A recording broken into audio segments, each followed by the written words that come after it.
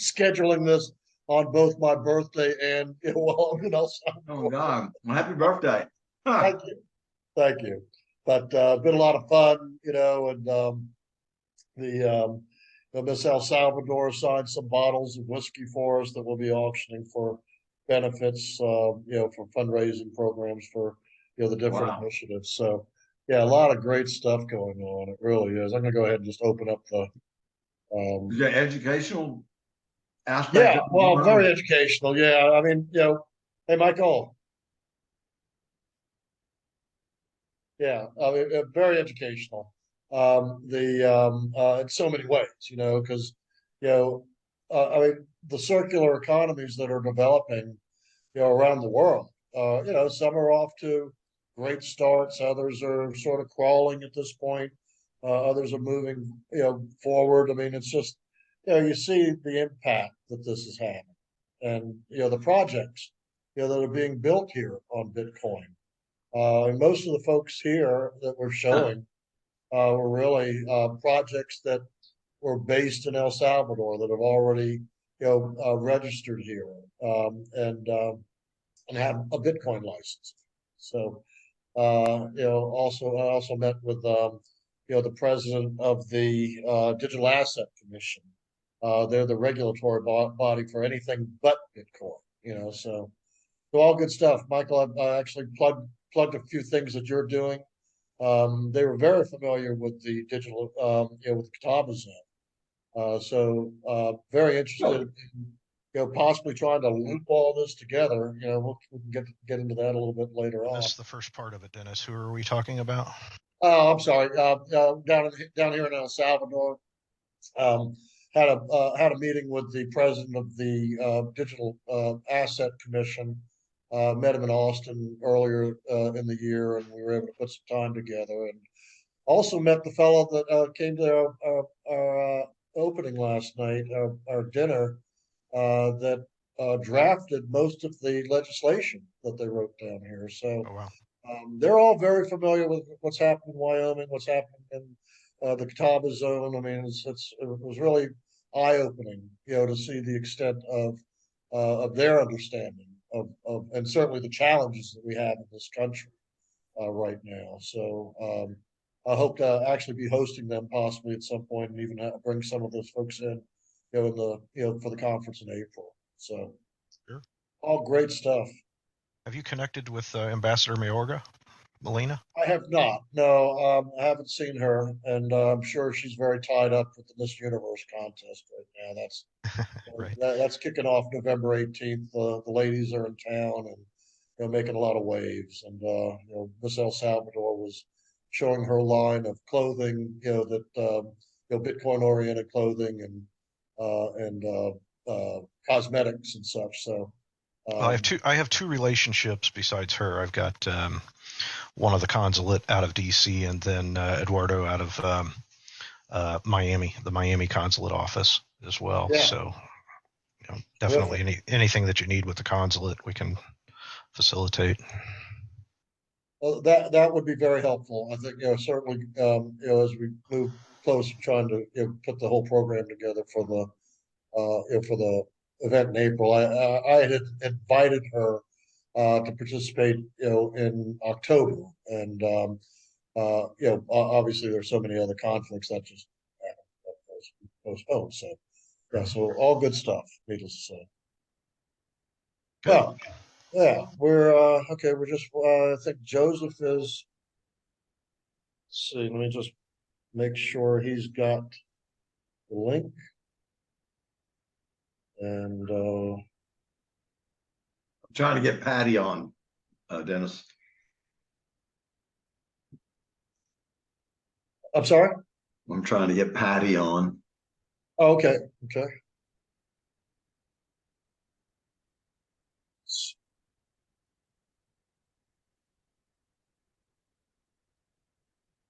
I'm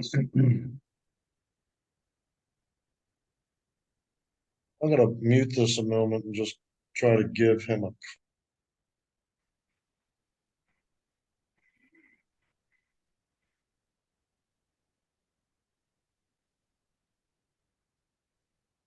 Good luck trying to call from El Salvador. Okay. We've got to give this a few more minutes.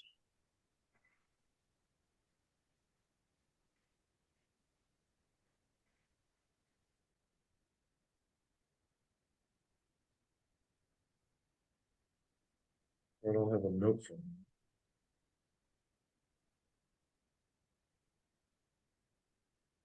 Hey, Dennis, while we're waiting, since everybody's a small group, we want to go around the room and do a quick 1 minute Yeah. intro. Yes, absolutely. Great idea. And let me just go ahead and just send him one more note. Email. All right. I can kick it off. Yeah, Michael Hiles, please. founder, CEO of 10xDS, and definitely working in the regulatory compliance space for tokenized digital assets. So I'll hand the stick off. I see Doc Julian's in here. Doc. Hey, thank you. Brian Julian, I am the program coordinator and assistant professor of the Masters of Global Business with Blockchain Technology at the University of the Cumberlands. Glad you joined us, Brian. Absolutely. Hey, George. Hey, yeah, I'm just a fly on the wall in this room. So good talking with y'all.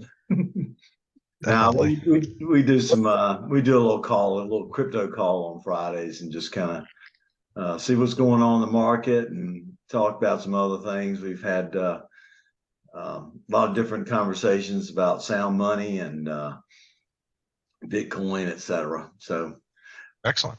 Yeah, so we just kind of, and Dennis has been a faithful participant on Fridays. Thank you, Dennis, and Doug too. Absolutely. And Paula, you too. Paula, please go ahead and chime in. Paula Gutierrez of the South Carolina Office of Rural Health. I'm the Director of External Engagement, and two projects or initiatives that I manage are the Digital Equity Collaborative and the Digital Economy Ecosystem. And I've invited a few folks from that, from those spaces, and hopefully they'll join us. I think I see Mauricio, so I'll pass it on to Mauricio. Buenas tardes, good afternoon, everybody. My name is Mauricio Orozco, work with the South Carolina Commission for Minority Affairs. Mauricio, I believe we've met in a Zoom call, if I recall correctly. And you have a gentleman from Charleston, that works, with you for Latin affairs, if I recall correctly. Yes, correct. That would be our Multicultural Affairs Director. I believe you spoke with Ivan Segura, if I'm not mistaken. Yes. Okay. Yes, cool. Great. Well, let's hand it off to Joseph. He's signing on. So, Craig. Thanks, Dennis. Yeah, my name is Craig Ratliff. I'm part of the South Carolina Emerging Tech Association. Highly interested in the regulatory activities around digital assets and cryptocurrencies. Glad to be here. Right. Kimberly has posted a little introduction in the chat, so we can go ahead and pick up introductions as we move along. And so let's get started with the program, if that's all right with everybody, now that Joseph's here. Joseph, you want to introduce yourself?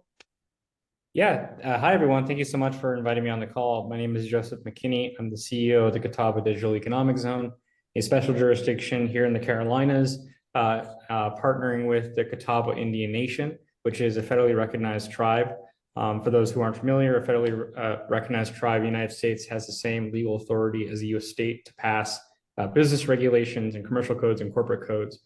We've done so and create essentially a Secretary of State where you can charter and incorporate different institutions like LLCs and C Corps, what have you. We've also been on the bleeding edge in terms of digital asset regulation, including the definition of digital assets with an improved upon version of Wyoming's set of definitions, as well as being the first jurisdiction to adopt the Uniform Law Commission's amendments to the UCC, Article 12, as well as passing regulations recognizing DAOs, both as limited liability companies, as well as unincorporated nonprofit associations. as well as our banking code that allows one to charter a financial institution under the laws of Catawba Indian Nation. We just sent the offer letters out to our banking commissioners yesterday. So hopefully within the next couple of weeks, we will be accepting applications from different institutions and organizations that want to establish a charter under our framework. So that's a 10,000-foot view of me and the zone. Happy to be on the call. Great, great. Well, and Michael, let me hand it back to you then. Obviously as the participant in the panel here, and your relationship with the Catawba Digital Economy Zone. Yeah, definitely. So I'm founder, CEO of 10XDS, and before we got connected with Joseph in the Catawba Digital Economic Zone, I worked as, with 10XDS behind the scenes. We've been around since 2017, working specifically in the tokenization of real world asset space. And so in many of the jurisdictions that Joseph talked about, we worked on directly. So I incubated the team and spun out what became the 4th Wyoming SPDI bank charter approval, Commercium Bank in Wyoming. And then, we worked with the state and went through the entire process with the state banking division. And then separately, I friends with one of the attorneys that's on the working group for the Uniform Law Commission. So I really got to see firsthand the back and forth with the UCC Section 12 that they worked with, and so Doc Julian and I, as colleagues, we bounced back and forth on a number of these things. And when Joseph came along with the CDEZ, I got introduced to Joseph through the Puerto Rico gateway, since we have an office down there, and had a mutual friend, and connected us. I believed in the project so much, I put my money where my mouth is at. And so, full disclosure, I am an investor in the operating entity for the management of the CDEZ project, and looking for a continuation of great things out of Joe and his team. Terrific. I'm going to try to get off video. I mean, does this degrade the sound at all? Not at all. You look Okay. good, Dennis. I had a problem with that earlier today, so You got that El Salvador tan glow going. Yeah, there you go. But well, let's just jump right into this. Obviously, we have a unique opportunity between North and South Carolina, as I've described it to the folks I'm meeting here. That the Catawba Zone acts, in my opinion, kind of like a giant jigsaw puzzle. That ties the two states together and provides a haven and regulatory clarity for businesses looking to obviously for just that. So how that benefits North and South Carolina, is a potential opportunity. The relationships at this point are really sort of a dotted line relationship. But Joseph, we might want to get into some of the thoughts on facilitating international payments and correspondent banking services that may provide that opportunity for the two states as well. For sure. So we're already engaging with some banks that have indicated interest in providing correspondent banking services. And there might be some opportunities for some international banks as well to facilitate international payments. But certainly being good neighbors and having a good relationship with different state jurisdictions that would help facilitate that, the more the better. So yeah, that's kind of one of our next steps, is to ensure that our charters that are favorably reviewed by our banking commission of experts, afterwards they'll be able to conduct payments, within the country and outside of it as well. Michael, if you want to expand on that, I asked Michael to help beginning a draft of a policy document, and I had that in about 10 minutes after I requested it. So, and we're already on our second draft of that. So I'll let you expand a little bit on that side. Yeah, so as members of SKIDA, Dennis comes to me from time to time for different things, and several weeks back he asked me to put some thoughts down around the correspondent banking topic as a legislative effort. What does it take to really, in South Carolina or North Carolina, what would it take to define a framework to establish a legislative initiative to enable state chartered institutions to correspond directly with Catawba institutions, Catawba chartered and licensed institutions. And so I put together a couple of pages. Love to see your improvements and enhancements on that, Dennis. You've not shared your second draft iteration with me yet. Hint, hint. But yeah, I mean, I think that that's a first mover advantage opportunity, since Catawba is obviously right there in the backyard of both states, that each respective state treasurer and banking commission really should be capitalizing on the opportunity to enable business for their respective state charter institutions to capture those lines of businesses as correspondent institutions for anything that's established in the Catawba jurisdiction. And so I think it just makes an infinite world of sense, and should be a matter of, certainly collaboration between the respective banking commissions once a Catawba is established. And, I would anticipate a delegation effort to correspond with the respective states regulators. But, it just would be just a matter of simple tweaking to enable those banks. So I'm really looking forward to each respective bankers associations and seeing some folks coalesce around this in particular effort, because that's the first thing any new institution needs is you've got to correspond. Brand new de novo institutions are not going to be given the love just out of the gate by the Federal Reserve and some of the other bigger institutions, and generally there's a desire to see the institution get its legs underneath it, crawl, walk, run approach. And depending on where the actual final rules land for Catawba, I can tell you in Wyoming there's a mandate under statute that new de novo SPDI charters must correspond for 2 years before they're given the blessing to go it alone. So I think this is a really important anchor topic that needs to be addressed. Obviously we even get into with licensing and registering in the Catawba zone, potentially reciprocity, recognizing those businesses licenses. Joe, you want to get into a little bit of that? Into the application for banking charter or for chartering the LLC? No, we're chartering the LLC, and obviously recognition and reciprocity between the states and the Catawba zone. Yeah, no, so absurdly simple with registering an LLC. Essentially, you just do KYC, verify you are the true individual that you say you are, and you're not on an international watch list. After that, then you can join the portal, and then you can set up a company after putting the name of the company, the mailing address, and you pay the fee.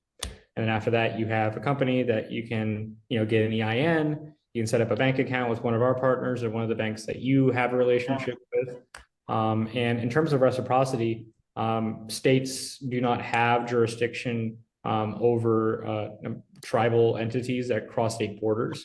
I mean, if you have nexus, obviously, then you have to, obey laws. Like if you set up an office in California, you probably have tax nexus, what have you. In that case, you register as a foreign entity. However, it's very commonplace to have tribally chartered entities, and they're recognized, and they have committee with courts across the United States. And on the federal side, not only do they recognize them, they actively, recommend them.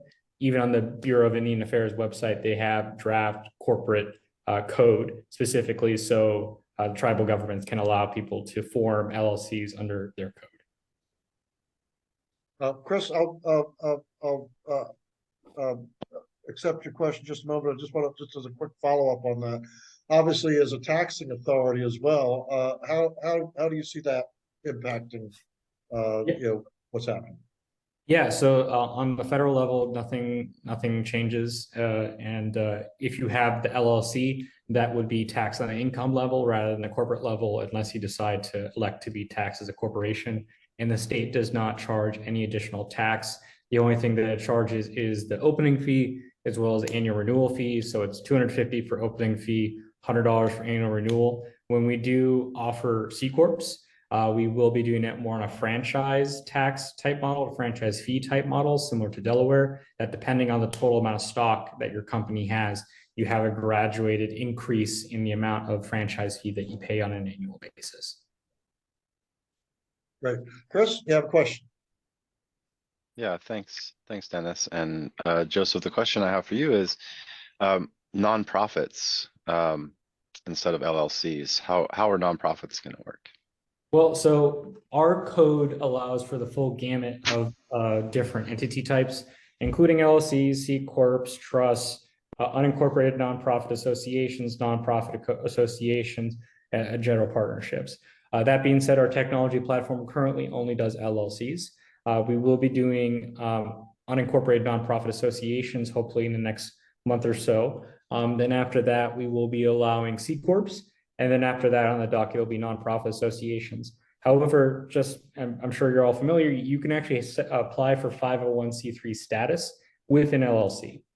And also a unincorporated nonprofit association can also apply for 501c3 status on the federal level as well. Any other questions at this point?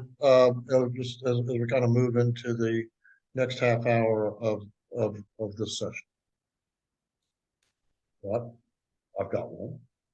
So, needless to say, Patrick, yeah, please. Yeah, just help me wrap my head around like how the banking actually works. So is it comparable to say it's like an indigenous bank in a different country that has a correspondent relationship with a New York bank? Or is it like a sort of like a credit union within one state that has a correspondent relationship with a bank in the same state? So it's more like, imagine if you had the 51st state. So our sort of interpretation is that it's similar to a state chartered institution based on the status of tribes within the United States and how they fit within the constitutional framework. And then you can have a correspondent banking relationship with banks in other states or other jurisdictions or even international jurisdictions. Okay, so if I wanted to set up an offshore bank, this would not qualify as an offshore bank. So there are akin to something like a Cayman Island or BVI entity. So there are examples of tribally chartered banks that operate like that, take only foreign depositors, but then they don't have BSA rules and what have you. However, that's not something that we want to do. We want to be within the U.S. fund. So there are offshore accounts for offshore individuals and persons, but that's not our go-to-market. Our go-to-market is to be within the U.S. financial system, be consistent with those general frameworks while providing nimbleness and clarity for emerging technologies like digital assets and fintech, et cetera. Okay, thank you.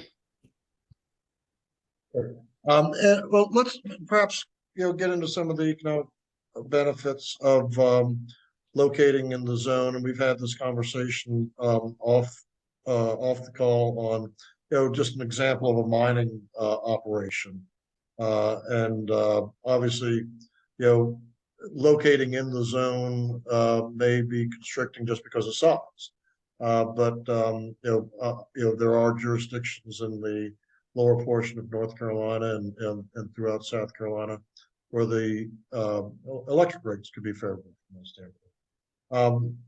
But giving up control of that property may have its benefits by locating the zone. If you want to expand on that a little bit, Joseph, I'd love to hear more about that. Yeah, so some of the immediate benefits is, for one, if it's a sale, then obviously you make income from the sale. But actually a very standard type of model is that people actually donate the land to the tribe, and that's actually considered tax deductible. Any money or property or even time that you donate to a tribal government counts the same as if you made a 501c3. After that, what you can do, it doesn't have to be free and clear and separate relationships. Sometimes, especially if they provide ongoing services or collaboration, you can have a partnership agreement or a JV with the original property owner and with the tribe in order to see some of the economic gains that generate from that property. And then obviously you have to make sure that it's fair for the nation, what have you. What you can do is that you can leverage some of the regulatory arbitrage and regulatory authority of the nation to attract businesses to that location. What are the downsides?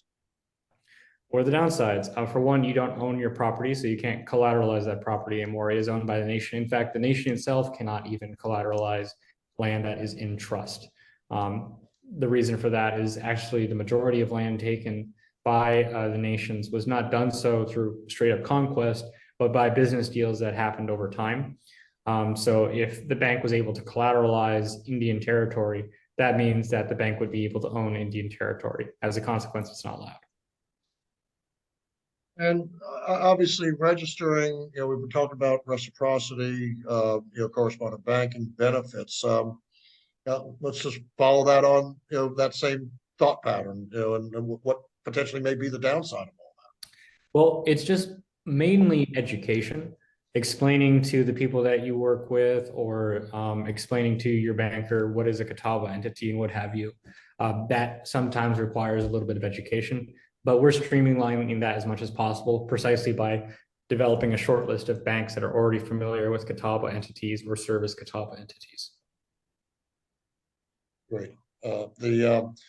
Well, let's move into, obviously, with the advent and Michael's specialty of tokenization of assets. Mike, you might give a little more introduction into what 10XTS actually does. You have a very narrow focus, quite frankly, but a very big opportunity. Well, if you'd asked me what we did 6 years ago when we founded the company versus what we do today, they would be two very radically different answers. We founded the company with the intent, with an eye towards the convergence of the technology with the traditional market ecosystem and market infrastructure. Eventually, the technology that powers cryptocurrency would be embraced and adopted by the traditional regulated markets, broker-dealers, transfer agents, custodians, banks, etc. It only makes sense, right? It's a more efficient, call it a real-time, reconciled accounting system, and it's allows for multiple parties to track the balance sheet, basically, in a more transparent fashion. Since then, as a company, because of the starting as just pure tech, we've wandered around in the regulatory space, and I certainly underestimated how long it would take for the regulatory slog here in the States to really get their heads around the difference between cryptocurrency as cryptocurrency and the underlying technology that powers the cryptocurrency, but being applied in a more traditional enterprise fashion.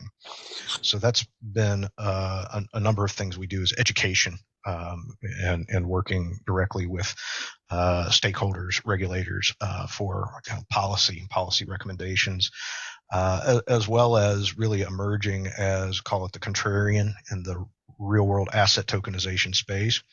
For those that don't know or are not familiar, real world asset tokenization is where you create a token that's actually a representation of a unit of account of a real world asset, ostensibly a share of stock in a company, or a limited partnership unit, or a fractional interest in a collectible work of art, for example. So really, if it can be enumerated in some fashion as an identifiable real world asset, then how do we immutably correlate those records with that token so that that token can be provable in the court of law, even that this token represents this unit of account in this ownership of this real world asset. So you see it commonly now in real estate. It is a very popular vertical market that's embracing and adopting the technology, because it allows real estate ownership fractionalization. So you can own $100 of shopping mall, for example. And so our contention is that in the future, you'll be able to buy alternative assets or fractions of alternative assets on apps like Robinhood as easily as you can buy and sell and trade shares of public companies. Now, that being said, where I become the contrarian is there's a lot of hype in the marketplace around the tokenization, the merits and the benefits of the tokenization, and we're still a number of years out to really see a ubiquitous adoption of the technology sufficient to call it mainstream, quote unquote. And so that's led us to move internationally. We're working now in a number of international jurisdictions where the international jurisdictions see the slowness of the United States regulatory environment to embrace and adopt as actually a competitive advantage. If they adopt the technology now, can they modernize their capital markets and actually become competitive on a global stage? And so we're happy to help those folks as well with lessons learned here in the States. And of course, we love the United States and we want to see the United States progress as well. But we're being pulled more internationally now than even here in the United States. Well, you certainly anticipated my question in terms of real world assets and just what that represented, and potentially the benefits of that. Obviously the obstacles, that we face are, very centralized, obviously at the federal level. So without clarity there, that, really continues the process of the pioneers take all the arrows. And present yeah, accounted for. got a few. See these? Got a few right there in the back. No pun intended to the Catawba. I mean, as a sensitivity issue. What I'm seeing here in El Salvador is obviously the move now into tokenization of real world assets, and and we do have an outlet, for the actual experience and learning from other jurisdictions. Are there any other jurisdictions in the world right now that you might look to as a potential lead on this? Europe, with the most recent MiCA regulation, they've really sought to clarify. Of course, Singapore was very early in the Asian markets, and so you're seeing activity now globally. I mean, LATAM markets, Africa, which we're heavily involved with at this point. A lot of it has been around tokenized commodity minerals. So some of the earliest tokenization projects were gold, and then the idea to develop even digital currencies that are backed by gold as opposed to the good faith backing of a currency with the debt of your nation. And so there's been a number of experiments, and anybody that starts to really peel the onion is going to see. And here in the States, even the early adopters for clarification of the digital asset regulations, you saw Wyoming, of course, but since then there's been a number of dominoes that have fallen with other states. Texas, they changed their banking regulation. Delaware was very early to allow for any corporation that wants to record their share ownership and their corporate records on a blockchain. That was back in 2016. So, you've had pioneering states that have sought to either amend their Digital Signatures Act or, tweak their corporate acts to allow for the use of the technology. The big thing that really attracted me to Joseph's project and the prospect of not only being in the business of establishing a de novo bank, but a de novo jurisdiction. It's very rare that you get the opportunity to observe at the academic level. What does it take to set up a nation? What does it take to set up a brand new jurisdiction? If you're starting with a clean slate, how do you come up with the best of breed in regulation? And you're not stymied by the legacy of the body of law that exists. And with respect to real world asset tokenization here in the States, the SEC requires this thing called qualified custody for secondary market trading. To date, this does not exist. There are no institutions in the United States that are chartered banking institutions or trusts that have also been acknowledged by the SEC as a qualified custodian for the purpose of broker-dealer deposits to allow for a secondary market and exchange trading. That was our thesis for Wyoming, and of course, that was my big attraction to supporting the Catawba project. Was, hey, Joe, if you're setting this up, this is something you really need to consider, because the first jurisdiction that really gets this right, you're going to see a wholesale rush of all of the real world asset tokenization industry to that jurisdiction to provide for the necessary real world asset tokenization under federal code 15C3-3, which is really boring, but it's the necessary missing link. It is the last mile to allow for a thriving secondary market of tradable fractional assets. Yeah, obviously, this is what attracted me to the industry early on. Personally, as a real estate investor with a portfolio of income property, and really stymied by the ability to get additional financing, given some of the constraints there. Obviously, early on, it was very it was just economically unfeasible given the size of the portfolio. But at the same time, the opportunity presented itself, and looking at it from a real estate broker standpoint. And we actually got into this last year at the conference in the Q&A with Commissioner Peirce. This starts blurring the lines really between real estate brokers and securities brokers, and we really don't have any clear definition on that. I mean, obviously, as a real estate broker, I can transact my own properties and and get the benefits of that, obviously. But as a security, that doesn't happen. I'd have to have a separate Series 7 license at that point. So, I mean, dealing with obviously two of the largest lobbies in the state and how we marry those together in the long run is just another hurdle that I don't know that anybody else is really addressing that. Within those those professions. Yeah, I'm hoping to see some great things out of Catawba, and Joe maybe can address some of this for future. But land title registration, at present there are approximately 0 county recorders in the United States of America that acknowledge a digital token, an NFT, as a formal form of land title registration. Your deed does not exist in a digital form other than the centralized database in your county recorder's office. So the workaround at present is a title is placed into a special purpose vehicle entity, an LLC, and then that LLC is fractionalized as a security. So there is no right and rem fractional ownership where you physically own $100 worth of this piece of dirt, right? It just does not exist yet in the United States, and that's going to be another wave that I'm hoping to see. Of course, Catawba is not very big geographically. There's not necessarily a lot of parcels of land, but from a model legislation standpoint, these are some of the additional areas that the states can really consider for some great efficiency. Yeah, and with I think somewhere 3,400 individual county registers of deeds, and getting them all to get on the same standard in itself is a huge hurdle.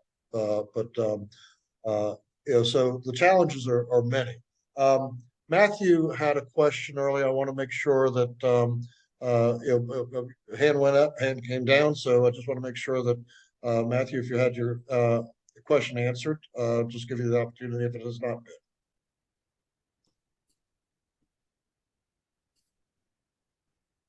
Okay. I'm going to take that as the fact that it was answered. George had a question posted in the chat. Specifically, I'm sorry, let me find it here. Regarding the tokenization of assets, and there, asking for an example in El Salvador and a tokenized project. That's actually something I was just recently exposed to. Within SKITA, we've formed a small little real estate group interested in exploring opportunities in El Salvador. recognizing obviously, with the price of Bitcoin, that the property actually, probably will ride the price of Bitcoin as well, as more and more adoption occurs here. But in this particular case, there's a hotel project that is being developed, really adjacent, just across the street from the airport. Beautiful piece of property, absolutely. I mean, pristine opportunity. But having a little trouble raising the final capital. They are in the process of tokenizing that property, and then offering the remaining equity position in the investment in small amounts to the population to raise capital. So, with the opportunity for democratizing capital, expanding the investment pool, with our SEC and qualified investor laws, that poses a significant problem, with the hurdle of making it, even the discussion of making qualified investment, qualified investor regulatory structure even more stringent as opposed to less stringent. So, George, if you, I mean, as a follow-on to that, in a follow-on to the discussion we've been having internally on this, is that as a security in the United States, assuming that was happening, perhaps just ask you both to opine on just what kind of disclosure that might require, to the existing investor base for a project, that may be similarly structured in the U.S. Let me ask this, maybe a different way to ask it, Dennis. And it goes back to, I think, what Michael said, and I'm really not lost, but I'm just, there's a lot to be taken in here. But anyway, I get something called Masterworks. If you're familiar with that, it allows me to purchase a piece of very valuable art and then hold that art, my portion of it, and then when they sell it, I'll take my profits. That's pretty simple, straight up. Why do I need to tokenize that? I can answer that. With Masterworks, which is a great company, by the way, all of the trading is done inside of their trade marketplace ecosystem. You don't have the portability and the flexibility to trade that asset maybe in a different marketplace that has better liquidity, more volume, and so the portability of that asset is non-existent. One of the reasons cryptocurrencies caught on and became so exciting as a financial instrument was the fact that you could buy a Bitcoin on one exchange and then sell it on another and literally arbitrage the price between those two exchanges on a real-time basis.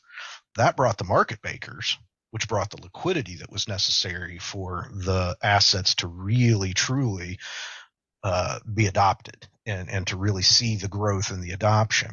And the same thing has to happen in the real world asset business. And so there has to be an interoperability between marketplaces.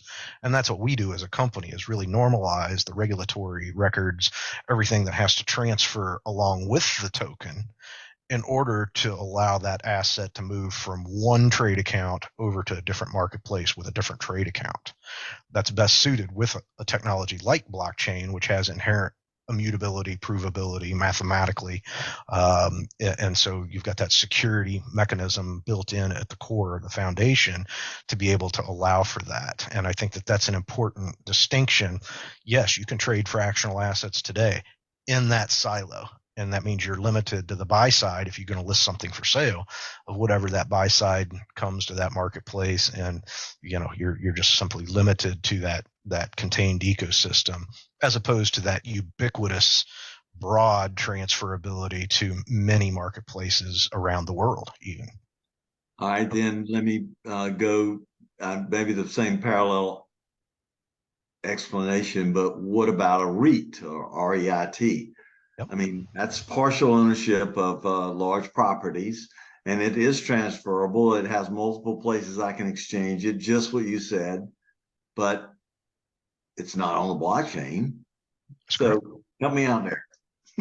We just went through a REIT project, the first Form 10 publicly filed REIT. The past couple of years, we've been working with a institutional real estate investment group, and that was the same question that was posited: how do we create a technology-driven approach that has an advantage over existing REITs today?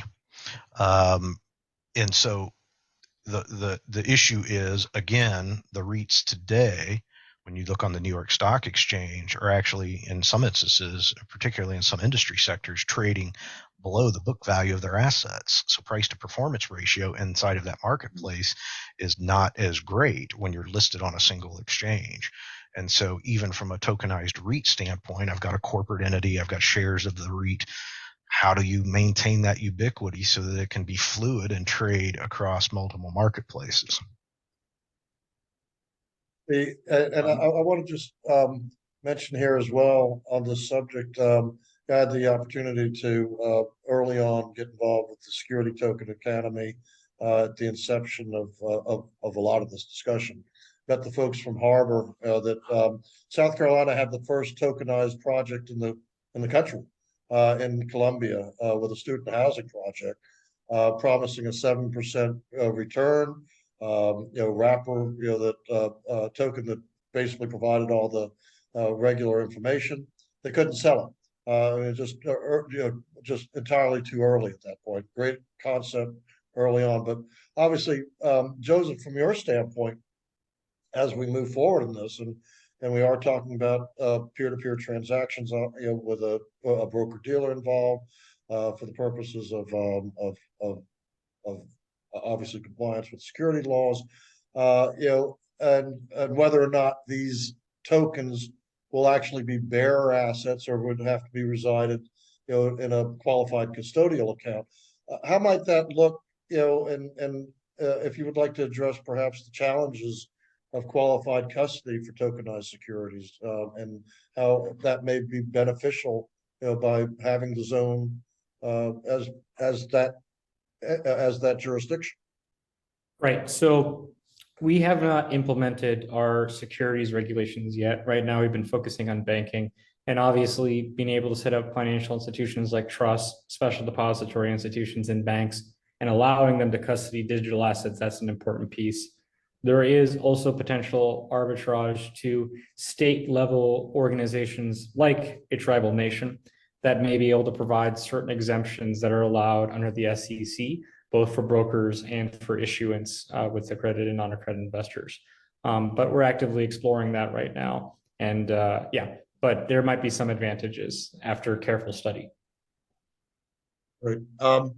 We're kind of approaching the 45-minute mark. So I want to take the opportunity. We had introductions of most of the folks that were here before you were able to join us, Joseph, but at the same time, I think we left off with Kimberly, and although you provided a little background there, but Kimberly is a member of the North Carolina Blockchain Task Force, who we work very closely with Dan Smuller. And Kimberly, I'll just hand it perhaps to you for a little further introduction and question at this point.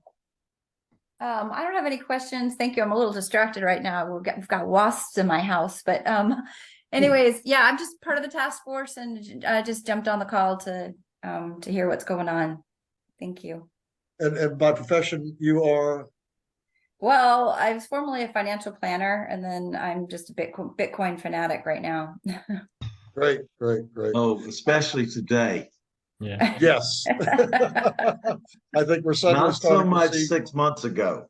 Yeah. Oh no. 6 months ago, I was a fan 6 months ago, which is what makes today even better. Wow. Well, I mean, just to kind of dovetail into that, I received another email from a naysayer, a longtime friend of mine, with another hit piece on El Salvador and how he's basically bankrupting the country with his investment in Bitcoin. But I mean, in just a few days, we've gotten much closer to that break-even point for them, which is about 43,000 of Bitcoin. So, things are something tells me we'll be seeing some significant changes, or a lot of quiet people, the critics, needless to say. So, Matthew, just give you an opportunity for a brief introduction. Any other questions you may have?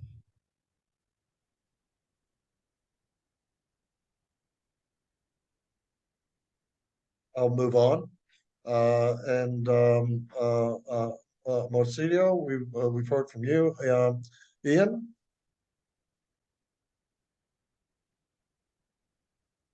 Okay. Patricia? Patty, what's the market doing today? No, she must be trading. Maybe, yeah. She's up there Well, trading. Yeah, well, at this point, let's certainly, I want to take the opportunity to thank everybody for attending. I will take the opportunity as well to call this just a little bit early. It is my birthday. I am in El Salvador, and the after party begins as soon as I get there. So. Okay. Well, excellent. Happy birthday. Thank you. Thank you so much. And I Yes. want to thank, yeah. And we don't have a call on tomorrow. No call. Oh, yeah. Thank you for reminding me of that. As a matter of fact, I mean, just to give you a little idea of what we're trying to do down here. Last year, after we signed the letter of intent with CONAMIPE, the Small Business Administration, I was invited to, well, actually before that, I was invited eastern part of the country, which has pretty much been left out of the story of El Salvador and all of the integration of Bitcoin and Bitcoin Beach, which is geographically in the western part of the country. So we toured a coffee plantation that was owned by a co-op. It was made up of the laborers, after land reform. And supports at minimum roughly 300 people in that particular community, and as many as 1,000 people during the harvest season and growing season, and really is a cradle to grave ecosystem. Just a fascinating area, and largely unspoiled from development. I mean, absolutely gorgeous opportunities for for glamping focus, and then I think everybody's aware of my involvement with the whiskey distillery in El Salvador. It's the first of its kind in Central America, and so we're getting ready to head off tomorrow and tour that area a little more extensively. We began it with a really kicking off a tourism corridor between the new area of Surf City 2 that's being developed with the new road that's going in, and a small little boutique hotel that was under construction at the time, and then creating an ecotourism program between the coast and the about 2.5 hour drive inland on a very good road, by the way, that takes you through the second largest city of San Miguel in El Salvador. So lots of opportunities. Certainly I encourage everybody, to take the trip. I mean, it really is an eye opener. Just being able to use Bitcoin as legal tender, and just something that I mean, as simple as a payment, that makes just really opens up your eyes, to just where we are in this whole process of adoption and tokenization. Lots of great things going on. So I want to thank everybody for joining. Any last minute questions? So you're going to be a tourist tomorrow? Is that what you're going to be? I'm going to be a tourist, and actually, it really is validating, because what we started last year has actually taken root as a very significant project in the town of Berlin. The education initiative that we kind of kickstarted as a result of that visit, and just networking people together, between the education folks and the economic developers in that area. That is a focal point right now for tokenization, the circular economy that they're building here, education process. So, I just want to kind of underscore, you don't know, what influence you're going to have, simply by introducing people and beginning that network. So I encourage everybody to, to take the lessons of each other's backgrounds, where you see overlap with other people that you may know in the industry, and take that opportunity to open up the doors and make those introductions. That network becomes invaluable. If I can sort of get off that for a second, Dennis, I don't mean to, that sounds like it's going to be great fun. I'm going to go eat some banana pudding in a minute, but I just want to ask Joseph if he might ever get to Columbia and come and be one of our speakers at the Tech Beans, which is the Boyd Initiative, Boyd Innovation Center down in Five Points, where it's the community for growing startups and technologically oriented businesses. So it's gotten to be quite a little hub in Columbia for the tech scene. And I think they would love to hear you speak about the Catawba Nation economic zone, digital economic zone.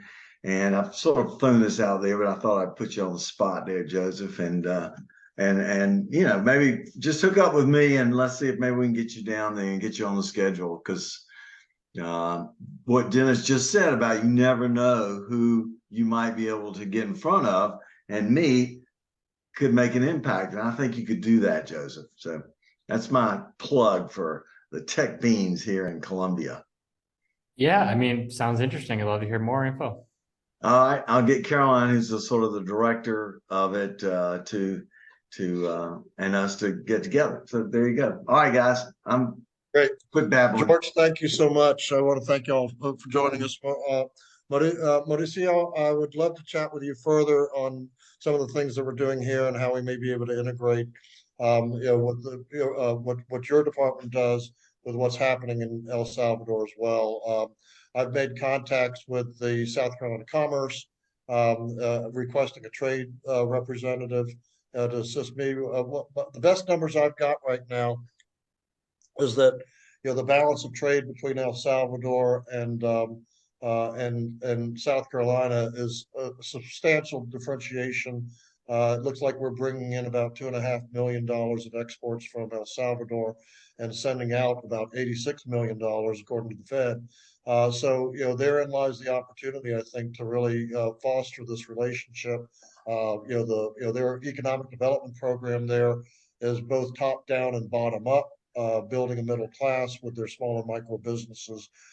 They've just recently introduced funding for startups up to $250,000. So I'm expecting explosive growth down here with goods and services that will eventually be exported. So with that, I'll close and look Happy forward. Birthday. Happy birthday, Dennis. Oh, thank you so Yeah, much. definitely. Happy birthday. We started back before I left on Friday, Saturday, actually. So I call this birthday Hanukkah. The 7 days of birthday celebration. So, again, want to thank everybody and certainly look forward to our next session in December. And just to share that with you, I want to urge everybody to look out for that. That is going to be on voting integrity. And my guest for that event will be Nimit Sawani from the founder of Votes. Votes was the first mobile voting platform that was utilized in the state of West Virginia to provide absentee military votes and votes that would be counted as a result. Amelia Gardner, who is the county commissioner in Utah County, and their real spearhead of innovation in that state. She's also credited with having the oldest voter in Utah utilize that platform. But I'm also very excited to introduce Carlinho Torriello. Paula has met Carlinho. Carlinho and the Stacks project, I believe I've got that correct, were instrumental in creating an audit process for the recent Guatemalan national election. To say that they have changed history in Central America is an understatement. I mean, essentially, what they've done is they've come up with a method of validating the tallies at all of the individual precincts, creating an interface that allows them to accumulate the vote very quickly. And because of the government's intervention in questioning the elections at this point and trying to harvest some of those ballots, they have some substantial protests going on down there. But this is life-changing stuff that's happening in Central America, and we have lessons to learn from there as well as share lessons from there. So I want to urge everybody to take an opportunity. If you're not a member of South Carolina Emerging Tech, joining South Carolina Emerging Tech is how we sustain our membership, grow our membership, our conferences. We continue the countdown to the halving with monthly E sessions, with the next one obviously in December, and then April 24, 25, and 26. The actual date of the halving is the event. So with that, adios. Thank you. And Dennis, make sure we get the meeting notes. Absolutely. We're going to digest this into actual presentation content. So again, thank you all so much. Thank you.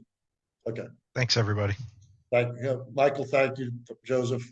Thank you guys so much.